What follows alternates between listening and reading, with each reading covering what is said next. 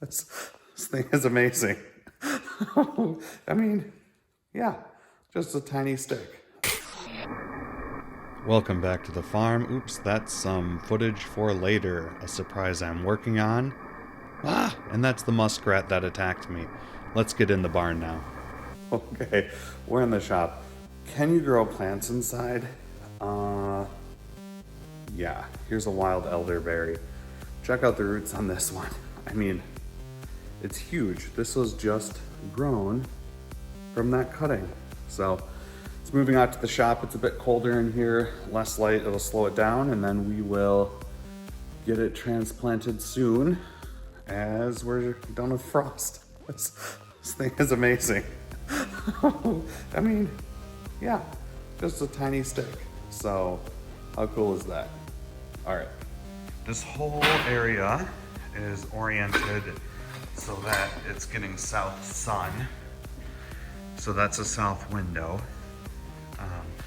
Eventually, I'll have sand in here and do the bottom heat thing, but right now it has to be modular because we still need to replace these doors so you can see the light and how big the air gap is. So this could not be permanent yet.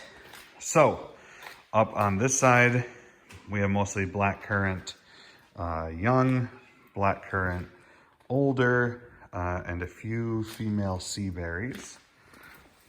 Over here we have fresh blackcurrant cuttings. We have rhubarb from seed, which I have a thermometer in here. It's 54 degrees in there. So it actually is holding heat really well. It's about 10 degrees warmer in there. We have 2 wild elderberries and a gooseberry down there.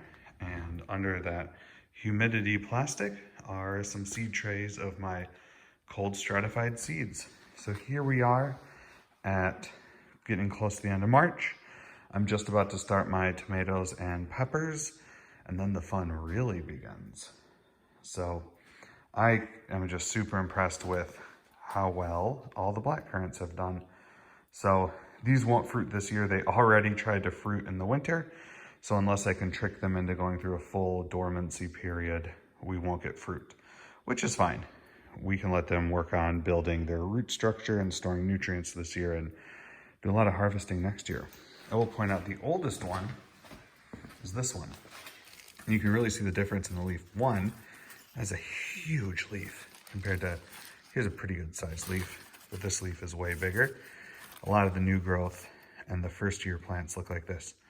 So this leaf tells me this one is pretty well established. While we're talking about bigger plants, I showed you the roots coming out of the wild elderberry. I am switching to a few different things this year. One, I am using air pruning starters for all my perennials. So when the roots get to the bottom, they get pruned. That maintains my taproot, and these are quite a bit deeper than your standard nursery tray. So here that is. Let's see, it'll stay up. And here's actually a pretty big nursery tray, but you can see, boop, big difference. And then for my bushier plants, I'm using, where are you? These guys. So these are 50. These are 5 by 10, and these are 15. But great for air pruning. I tried to use regular pots, but modified for air pruning, which just means letting the roots die when they get to the bottom. They get very fibrous, and the moment you transplant them, they take off. But modifying regular pots didn't work because see these ridges in here? That's a good picture. Those ridges are actually super important. So normally a plant will hit the side and spiral around until it's root bound. But with these, it hits those ridges and then heads straight down. And when it heads straight down, you don't get that encircling and strangling of the plant. So these are like that, and these big ridges in here do that also. So very excited. We've got a lot of projects here, and this is just the tip of the iceberg. But really, there's 15 black currants here, 2, 4, 6, 8, 10, 12, 14. So 15 plus 14, 29. And then there's, which pot is this? That's 50. Woof. Here's the 50 in here. Are some of these rhubarb? No, these are all currants. So 50 in there. So 50 plus almost 30, so 29, 80, almost 80 black currants for free. For lights and electricity I was running anyway. That's absolutely amazing. Okay, here we are on the top field, and this was advice a fellow orchardist gave me. If you can work the ground, plant or dig your holes. So these are all on 6 foot spacing, which seems weird. Why 6 feet? Well, for my ribes, my gooseberries and currants, and I'm gonna do it with my cane fruit like raspberries also. We're standing in there, there's 6 feet between all these plants. Largely in part because my lawnmower cuts at a 4 foot space, and that would let me have the plants be 2 feet on, or 1 foot at least on each side of center.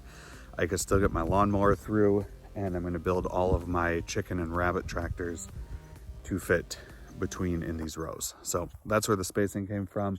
These plants are oriented on east-west, but it's a square grid. So, I mean, they could also be north-south, but they're east-west by species. And then the trees are gonna be for sure north-south, so they don't shade each other as bad. And on the top of the hill up here where the holes are, I'm not 100% sure if I'm gonna go east-west or north-south. It's all gonna be a height factor. It doesn't matter for elevation. So my tentative plan is the shrub layer, east-west for sure. My tree layer is probably gonna be north-south, is what's gonna make the most sense. So anyway, just soaking up a surprisingly nice day. We're supposed to get snow tomorrow, so get them while you can.